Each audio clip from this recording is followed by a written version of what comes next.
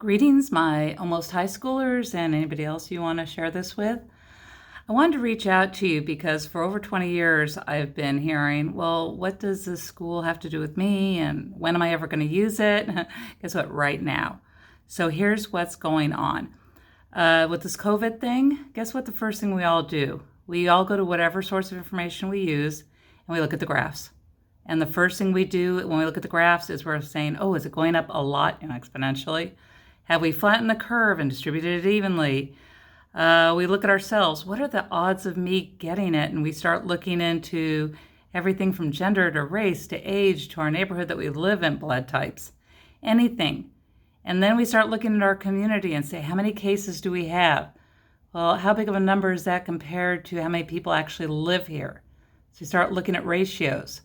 So guess what? Those math teachers, they were right. And then as we go searching, we look at any source of information we get from as far as media goes. A lot of it is we're reading. We're reading a lot. And then we communicate that information to other people, usually with frequently the written word. And then all of a sudden we hear from some friend who says, hey, I heard how to get rid of coronavirus. You go outside in your skivvies at midnight and wave a cat over your head.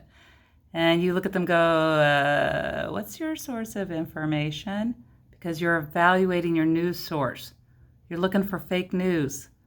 So you're using those English skills. And while you're researching, then you get curious, what's happened before? And you look into the Spanish influenza of 1918.